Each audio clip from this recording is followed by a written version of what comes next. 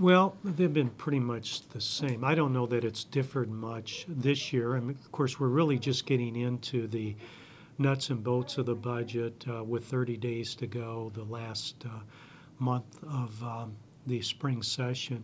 So we really are going to get into it pretty heavily this month. I have served on the Appropriation Committee probably about 8 different years of the 16 years I've been here, maybe 50% of the time. There have been times when it felt pointless for members of the Appropriation Committee because we would sit through a number of hours. It was an arduous task to hold the hearings and listen to all the different budget directors in different departments and constitutional officers. Hours on end, we would listen, ask questions, only have the 4 leaders get together and consummate a budget. One year, it was left up to the Senate Republicans to come up with a budget. We did that in the end. The 4 leaders got together and they came up with a budget. This may be a little different this year, where there does seem to be more participation among members of the General Assembly outside the leadership in both the House and the Senate. So it is perhaps a little different this year. Part of that could be there are a lot of tough decisions that are going to have to be made. And I don't know that the majority party wants to take full control of making those decisions. They want participation by the minority party, the Republicans. I think that's probably why they have included the minority party, both in the House and the Senate.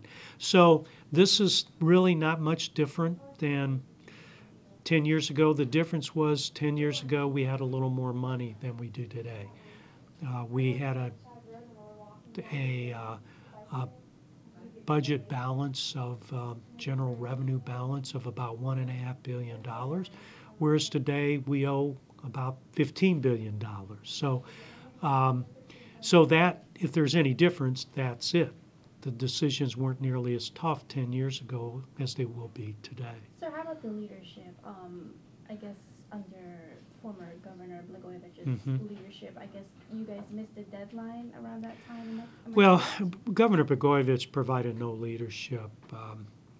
He, in 1 year, kept us in session year-round. He wanted something, I think it was a gross receipt tax, he didn't get it, so he didn't allow us to adjourn, and he kept calling special hearings and meetings for a whole year. So, would you say that 2007? Because I was following the old schedule. I think it was probably about 2007 when that occurred.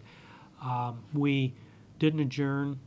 Normally, the session runs from January to the end of May. There are some exceptions to that under Governor Blagojevich, under Governor Egger, where it went beyond that. But for the most part, since I've been here, it's January to the end of May. But that one particular year, Governor Blagojevich kept calling special sessions, calling us in for a whole year, and we really never did adjourn that General Assembly. And the next spring, we adjourned 2 General Assemblies at one time. We adjourned one, and then we adjourned the second one. But he was acting almost like a madman at that particular time. But aside from that, it's generally been pretty much the same. I mean, it gets down to the last month of the session, May, that we finally figure out what we anticipate. We have a better idea. The closer you get to July 1st, the new fiscal year, obviously gives you a better idea of what the revenue is going to be. So the longer we take to consummate a budget, the better idea of what revenue we'll receive this year, and then we can then predict what we'll receive next year. There are different revenues projections now, even now. The House Republicans and the House Democrats have one prediction. The Senate Democrats have yet another, and they're different. I think the House or the Senate Democrats is about $1 billion higher than what the House Democrats have in revenue. So this year, for the first time, I believe since I've been here in 16 years, we'll have a conference committee. And what that means is we'll have a different budget bill in the House, there'll be a different budget bill in the Senate, and it will be mean members of both the House and the Senate will be on a committee, they'll get together and work out the differences and come up with a budget. And one more thing, sir, that's different this year, the line-by-line budgeting. How is that? Well, that's not really so different. I mean, we used to do that line-by-line budgeting. It was only the last couple of years that we did a lump sum budgeting, and that again was instigated by the dominant party, the Democrats, who simply didn't want to make decisions on where cuts needed to be made and gave that job to the governor. You know, I believe that it is our obligation, it's our constitutional obligation, to work hand in hand with the governor in consummating a budget. That means line iteming everything out. Turn it over to the governor can either accept or reject it. And if he accepts it, fine. If he rejects it, then we either accept his rejections or we override it.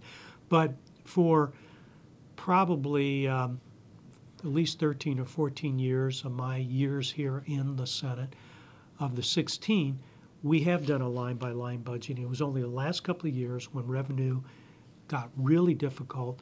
The majority party, the Democrats, didn't want to make the tough decision, and they left that up to the governor and passed him a lump sum budget.